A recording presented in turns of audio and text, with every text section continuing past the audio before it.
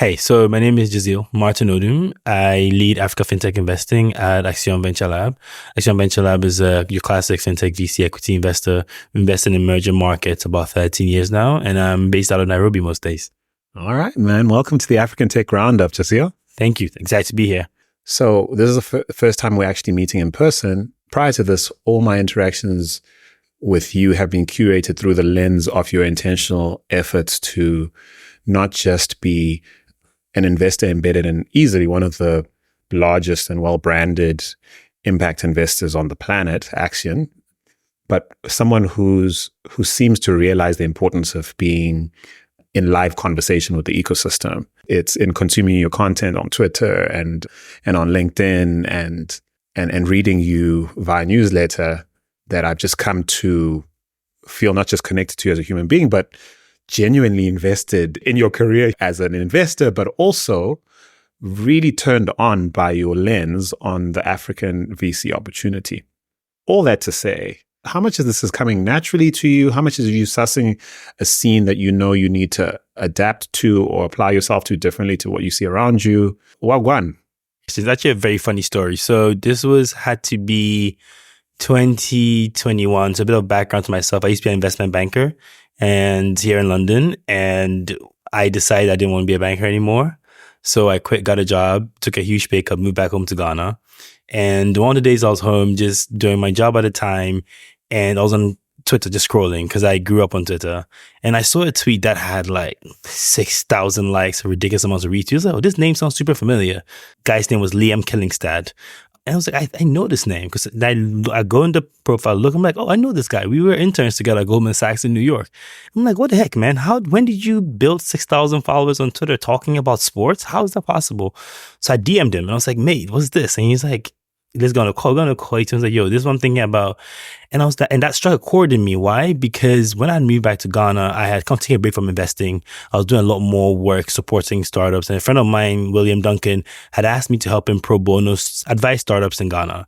And I realized that a lot of people I was speaking to were building companies, but had this gap between what they thought investors needed and what investors actually were looking for. And when I saw Liam's thing, it clicked to me. I was like, someone should be doing this. There's tons of people talking about fundraising, about ecosystem news, but there was this gap between the people who don't have the right networks or aren't like serial startup founders. And my mind, I was like, at the time I wasn't investing, I was doing portfolio support work. So I was like, I'm not investing right now, but I think this might be an interesting thing. And Liam, props to him, was like, no, you should definitely give it a shot. And I don't know, a friend, Kat, who ran social media for my company at the time, and she was like, no, this is a thing and more people are doing it a lot more.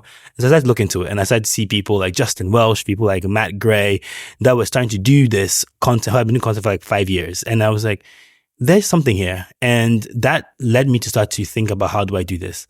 And I think my ultimate goal hasn't changed, was how do I meet the founders that I care about where they are at and give them information that they might not have access to because of the network they don't have. And that eventually became me making a Twitter account, following some of my friends and asking them all to follow me. And then I started to just write about Africa tech startups and gender lens investing. And I think the what the heck moment for me was when I realized that I was writing to just at a time, maybe 100 followers at a time, but people were like DMing me like, yo, I never knew investors cared about it. It's like, oh, this is like normal. Like, I think everybody should know this. And that's when it hit me that there's something here, that there's a bunch of people who may not know what the basics of what investors are looking for are. And for me, it clicked to me because I thought it was two things. One, people that I'd never met before were reaching out to me. I was like, there's an interesting way to scale myself. I think about these things all the time. I do this job all the time. And I live on Twitter all the time. I might as well write, or X as they call it now, I might as well write about it. And that's where I started. And now I've been writing on Twitter every day today, including every day for 792 days without fail. I know because I track it every day. I have a platform I use to track that. And I've written through everything from the day of my best friend's wedding to being delayed in an airport to multiple breakups. Every single day I've written something. I think that's because I learned from Justin Welsh. She's been writing every day for 5+ years that if what you are writing about and you care about is important, and you want people to hear it, you have to be like a TV show. Show up every day at 7 p.m. on DSTV or GTV if you grew up in Ghana. And that's what I do. I write at least once a day, every day. My goal has always been that there shouldn't be a day that passes by where a founder somewhere doesn't at least get one actionable insight from me. And that, of course, has blown into from Twitter now to LinkedIn and a newsletter that 1,000 founders read. And one day we'll see where it goes. But yeah, that's kind of how it all started. What fascinates me too is your deliberate weaving of, they call it authenticity these days, which is frustrating to me because authenticity is apparently a strategy now and not something people are. Yeah, and not some people are. I agree. Yeah. So give me the psychology of curating what you, to some degree, package, because you're obviously not giving us all the details of your life, and but on some level you definitely are sharing a lot more than some people would think is useful, even expected or relevant to being quote unquote thought leader. The question I get nowadays from people is because 2 years ago it was 100 followers, now it's about 11,000 followers on X, about 5,000 on LinkedIn. People ask me, oh, so your life is on Instagram, on LinkedIn? I'm like, no, it's not. Most people, when I moved to Nairobi a year and a half ago, and people didn't know I'd lived in Nairobi for about a year. And I think it's because what I learned, and I'm going to harken to a few people here, when I started this off, I wasn't good at it. But I was naive enough to not know how bad I was at it, and smart enough to realize that I had to learn from other people that are doing it really well. And I looked around, and a few people that were doing it in Africa weren't doing the way I wanted to do it. The way I want to do it is I feel like you just subtweeted me, bro. No. Because like, I'm not cool enough to be able to have a podcast and do all the cool things. Like, and so I was like, what does someone who is intrinsically an introvert do if they want to share information? And the second piece of that is that I grew up on Twitter. Like I tell people this stat all the time. When I was in high school, I had a Twitter account, maybe I had like 3,000 tweets. My first semester of university, I had 10,000 tweets. I spent most of university tweeting, just about like nothing and everything and just having fun.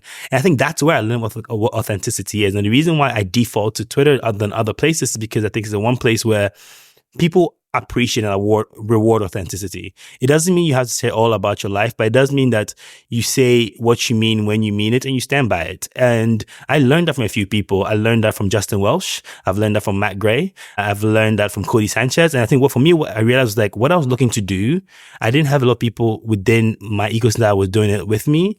So how can I find out people? So I started to learn from other people, like these people I mentioned. But then as I started to do that, I came across people like my co-host for my Twitter Space series, Marge, who we met on Twitter as well. And she was like, yo, I like what you're doing. I'm like, I like what you're doing. And we got close. Anthony Cat, Caleb, a few people that just started to write in this space. But I realized that apart from Marge and me, very few people write on Twitter. And I think it's because Twitter is a place that only rewards authenticity. Firstly, I love that you still call it Twitter. Calling it X and I'm sorry, Elon, but calling it X is a lot. But I guess I call it X. I'm sorry. I'm not sorry. Yeah, exactly. Like your mama call you Twitter, I'm going to call you Twitter. But so I think for me, what authenticity has always meant as someone who grew up on Twitter is the fact that you get to control what is necessary to you. And my boss, Ami Pabu, when I joined Accion the first time, we were in The Hague and she had a conversation. She's like, whenever you write, just in general, it's a feedback, always try and answer the question, so what?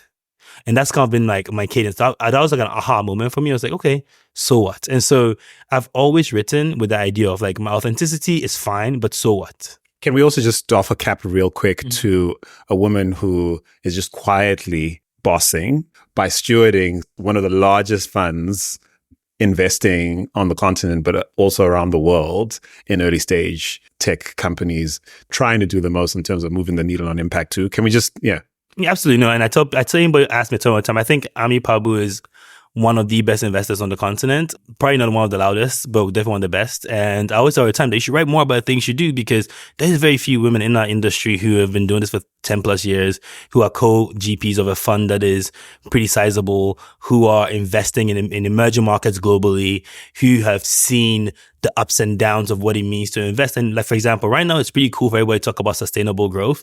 Ami has always focused on that. Like you can see in our portfolio companies, like we've always focused on like companies that are not just hype, but actually are building sustainable business. Yes, absolutely. Ami is, so I learned a lot from her, but just come back to your question. By the way, this also to me speaks to an authenticity thing, by the way, because there's a segue just to shout her out, but genuinely, I sense even in her leadership of someone like you and the team, an enablement an appreciation, an endowment of agency to do VC differently, to do VC for a generation of founder and investor who might not look or feel or sound like previous cycles and generations. Not many bosses would be amused by someone who writes all the time on Twitter and on X or LinkedIn, but Ami has always encouraged that. And I think, so for sure, I think it's that agency and being able to do that. And I think also because she understands the value that it could potentially bring. And we can talk about that in a bit. That is exactly what I want to segue to now, because someone's listening going, yeah, whatever. He just wants to be an influencer or content creator or some hybrid.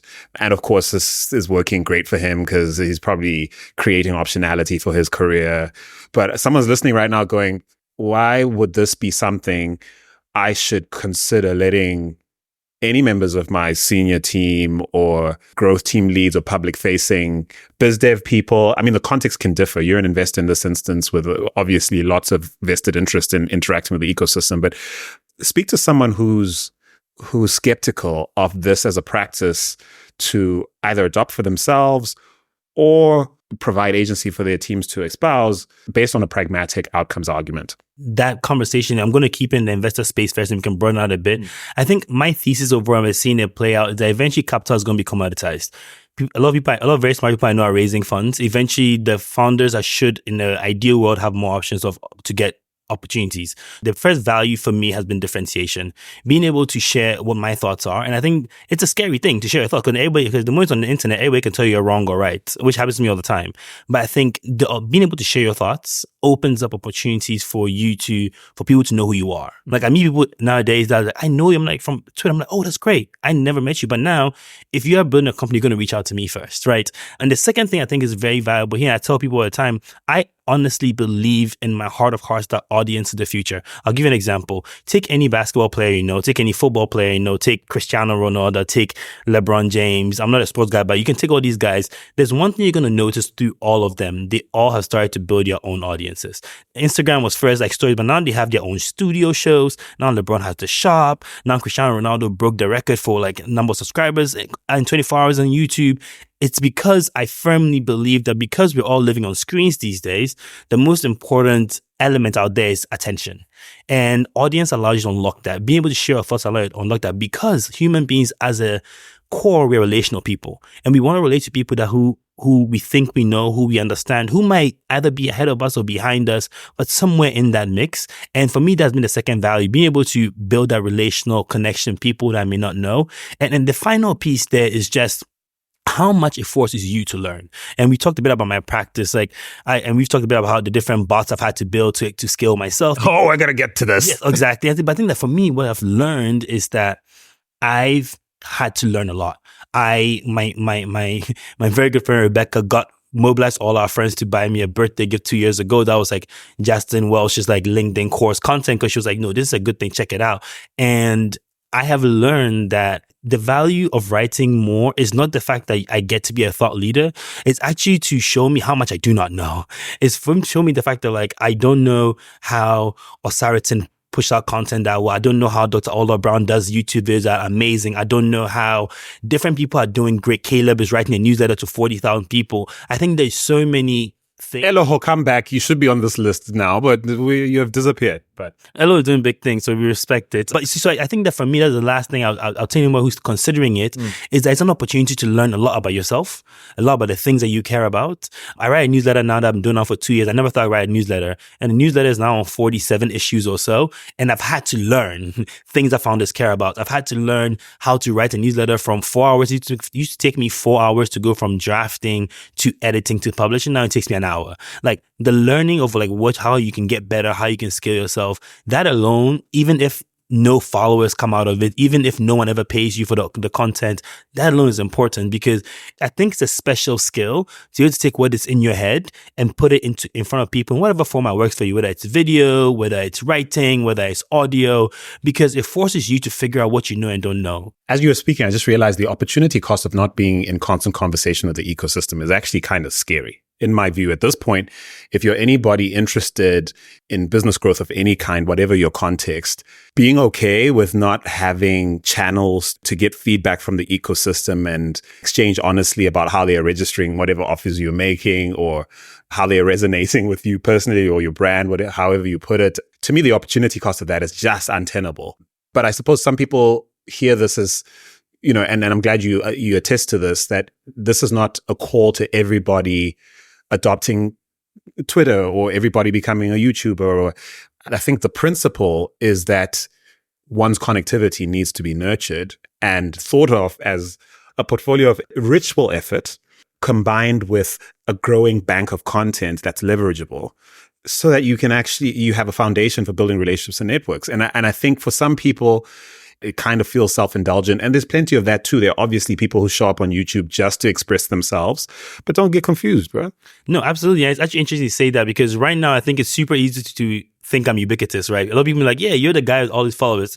I was born in Ghana, yes, but you can tell from the accent. I lived in America for almost 10 years, moved to London to be an investment banker. When I started to invest in Africa, no one knew who the heck I was. And the person who had the job before me, Ashley Lewis, she's a star. And everyone knew who Ashley was. So the first month of my job, I used to introduce myself as the new Ashley Lewis. So people knew who I was. They're like, who the hell are you? Why are you on this call?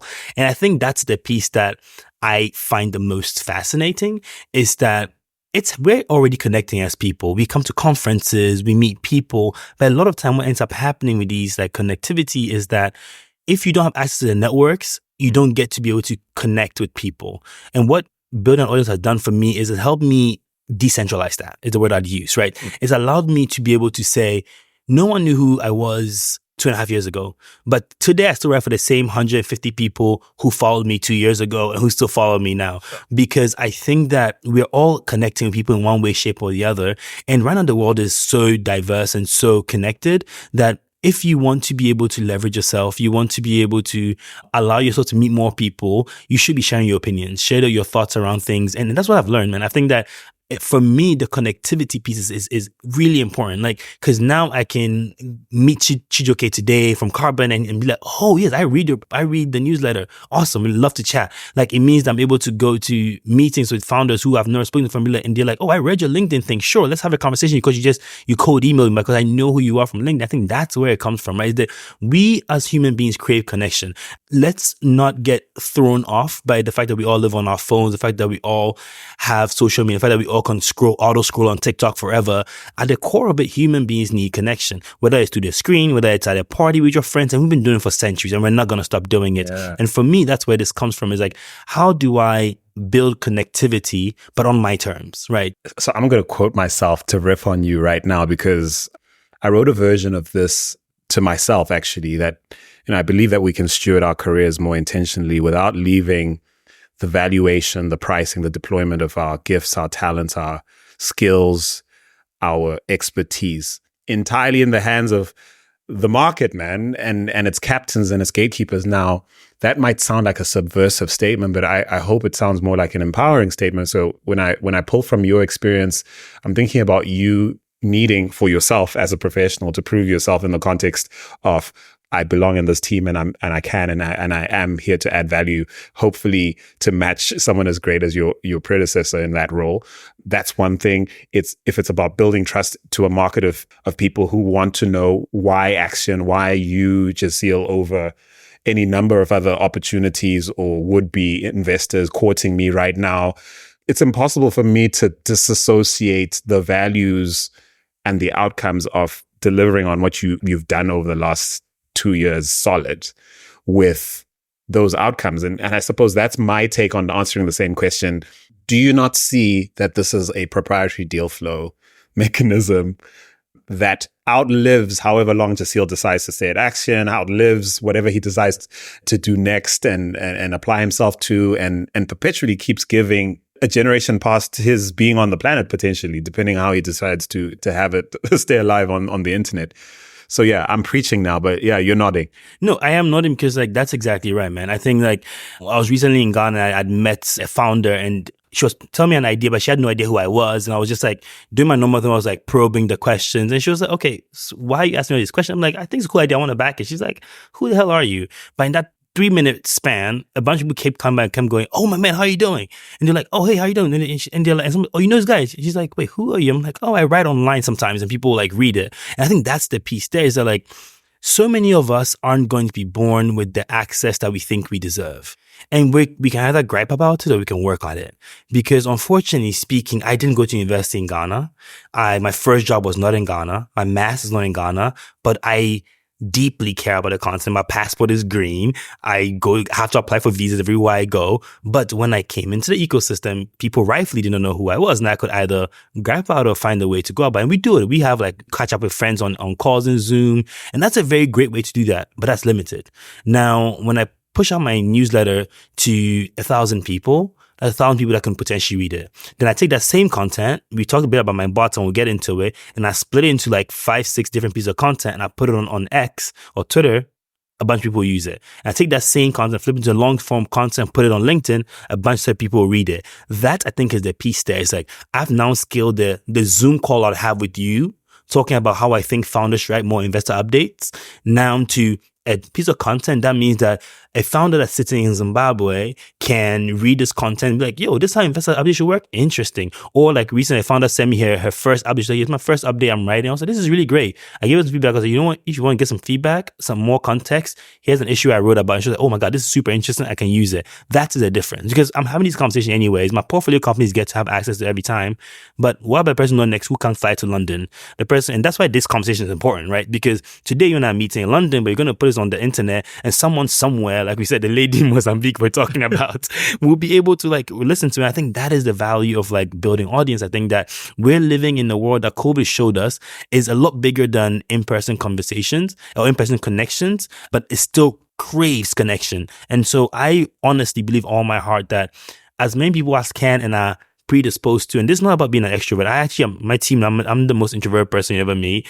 And that's why Twitter works for me. I couldn't probably do an Instagram, but even on Twitter, you'd notice I never talk about my personal life. I never talk about my opinions. Recently, I do like a few pictures. If I go somewhere, I do a picture so people can see what I did, but no one ever knows what my weekend looked like, because you don't have to live your full life on the internet for you to be able to add value to the internet. You're just dropping bars, bro. Now you're just dropping bars. But let's talk about the practice, because you already alluded to it. And it's kind of humbling too, as someone who's been a media owner, a curator, and even a broadcaster and a producer for so long. And of course, I'm around all this content all the while, and I'm an early adopter of a lot of these generative AI tools, and they're part of my workflows. But then just watching you live, talk me through how you've worked it into your practice. Mm-hmm. It was really inspiring, right? So you primarily express yourself through a newsletter, which you write how often? Every 2 weeks on a Sunday. Every 2 weeks on a Sunday, you can subscribe to the value via that long form format. You break it down to show up on LinkedIn and on Twitter in formats that are relevant to those platforms, that you basically use a suite of tools to deliver on. Talk us through it. So I'll start off by saying, I don't write content as my job. I have a day job, as we talked about. Accion Venture Lab pays my bills, right? And so when I started to write content, I realized something in the beginning. It was taking me a while to write content. Like every other Sunday, I spend the whole week thinking about the topic. And then on Sunday, I spend 4 hours, like editing, drafting, thinking what the title should be, blah, blah. And over time, I realized, this is taking me a while. But what I did, again, back to this learning thing, I subscribed to a bunch of people who are way ahead of me in writing content. And I would see ideas that, I'm doing this thing to scale myself. I'm like, interesting, let me test that. And now I've built a bit of a practice. To your point, I've built a few different bots that help me scale myself. Now, my newsletter has gone from 4 hours from edit, like I mentioned, from draft to publishing to about an hour. And that's because I've built a bot that allows me to do SEO optimized editing, create SEO optimized titles, be able to publish that across different platforms. You mentioned if I publish a newsletter, I have a bot now that splits it out into short form content, long form content, even video scripts for whenever I'm ready to do video, to be able to push it out. And I think the practice of that is because, again, this is not my full-time job. So for me, I was always thinking, I care about this. How can I do this more efficiently? And it hasn't been easy. Again, I've been writing on Twitter for 791 days nonstop, which means that I've done at least one tweet a day for 791 days, which is an average of like 200 characters. You can do the math, right? It's a lot of writing. And I think that what I have learned in that continuous learning is that as you continue to iterate, you find that there's other ways to kind of skill yourself. And I've been fortunate to be born at this intersection of a moment where AI is exploding, where generative AI exists, where like in the session I had yesterday, it was like you have an internal, like an assistant who does what you want. And I think for me, that has been interesting. So I've built all these interesting bots because I have realized that I have ideas and have content, I can draft them, but I also cannot afford to pay someone. I cannot afford to forget to do my job, but I really, really care about driving value to the founders that are starting out their journeys in Africa. I really think that the information that a lot of us can pay to come to London for a conference on, they may not get access to. So for example, yesterday, I had a long form content around some of the sessions we had at our CEO forum in Oxford. I'll do some content today around what we've seen here at the summit that we're at. And I think the goal for me has always been, how do I scale myself, right? Because I am not writing content to become a big media company. I am writing content to continue to be Jasiel, to continue to have time to be with my friends, continue to be able to go for my weekly Kizomba lessons with my friends. But I also deeply care about my job. I deeply care about doing my job where I don't want to be slacking off on my job. But at the same time, I deeply care about driving content that's valuable to people that read it. And it's additive to your job. That's the other thing about connectivity, that unlike the raw acquisition of a skill or the raw development or acquisition of expertise, or even the raw sort of accumulation of resources, connectivity is the one thing that if you invest in has an additive effect on all the others. Except, of course, some people aren't inclined to see you deploy your skills on their time if you're an employee, or your expertise, or in fact, company resources to that end. That should inspire you to go into the problem-solving arena I see you doing, which is going, this is important enough for me to figure out a way to do with the tools that's starting to come to the market. Especially because my ultimate goal has continued to remain to be this idea of authenticity. Just harking back to our earlier conversation, I do not want to get to a point where someone is writing my thoughts for me, because I want to be connected to the people I keep writing about. Here's a good example. I woke up at 5:30 this morning to write today's content, because content is great, but what I value more is the connection with people.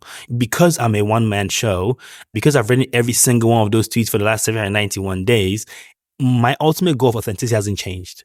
And so because the North Star is, how do I continue to, one, remain authentic, two, deliver valuable insight to people, and three, answer Ami's question, so what?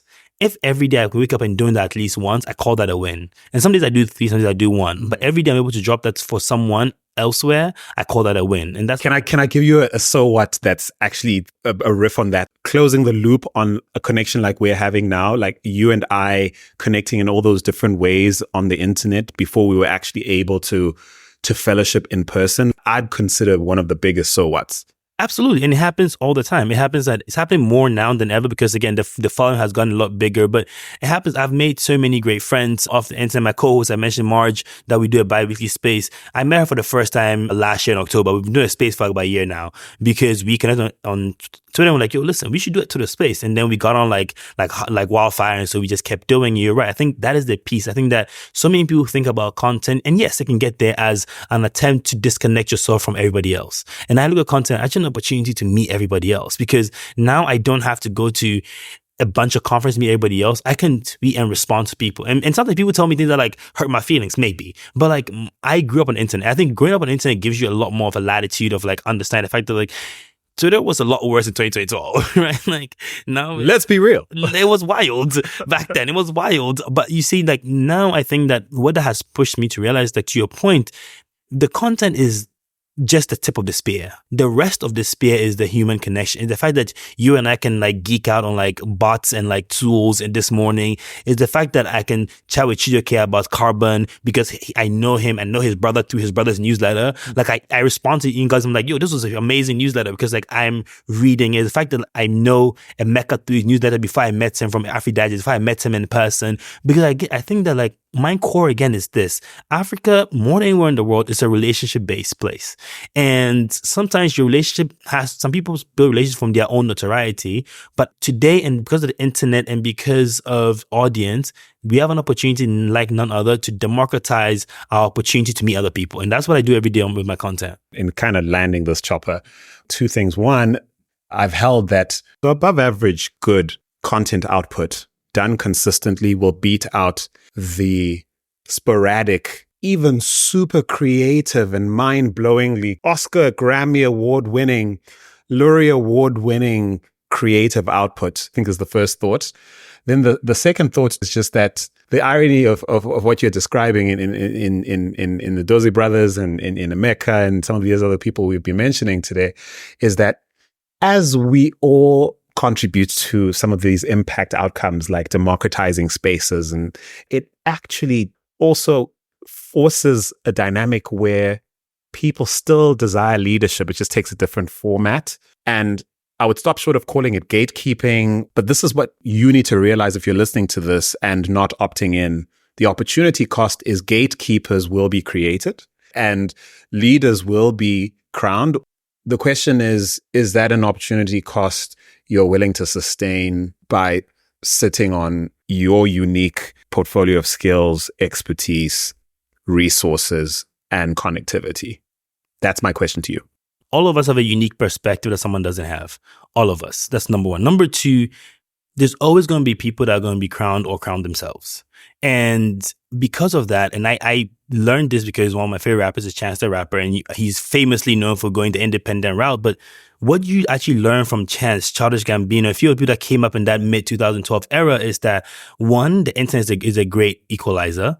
Two, if you do anything long enough, it gets really interesting. And there's a mantra that I live by, which is most people overestimate what they can do in one day and underestimate what they can do in 10 years. And when I started writing content first, Marge asked me, she was like, what is your goal here? And I said, my only goal is that when the lights turn off in this Twitter place, I'll still be here. Like, if there's only one person left to do in the world, it will be me. And if there's nobody to do in the world, I'm dead. And I think it's because I think that maybe this becomes a big thing. Maybe it doesn't. But the opportunity to connect with people every day, consistently, has worked for multiple people.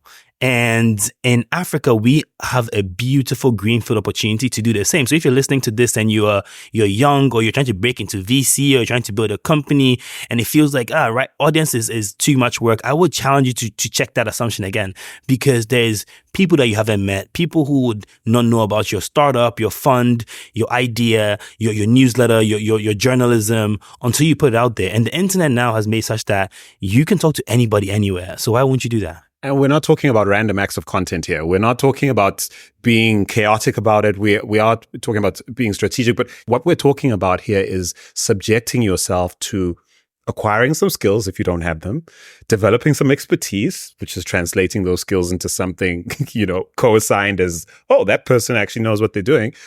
Guess what? Things that take time, actually. Again, these are not things we can address on a single podcast, but I do think as a case study, to observe live. Follow my man, Jasiel. Yo, where can people find you on Twitter, bro? You're too kind. And before that, I'll just say you're exactly right. Like, random acts of content isn't the goal. Just put good content out every day as much as you can. Yeah. 80% of my content, no one ever remembers. But sometimes I can repurpose those. And you were there for us. Yes, exactly.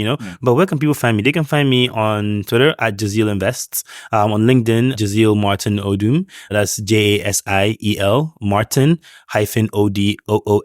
And my newsletter is the Startup Definition Sunday newsletter. It's on sds.beehive.com. You can find all those links on all my socials. But yeah, follow me, subscribe to the newsletter, and shoot me a message. I'm always happy to meet people in different cities and in different places, especially if you're a founder and you're building something, whether it's in fintech or not. Let's chat. Always happy to see what you're building. Awesome. And shout out to your CEO, Michael Schlein, who was actually on this podcast some years ago and I suppose paved the way for this new OG to show up on our pod, man. Thanks again. Thanks, man. You've been a pleasure.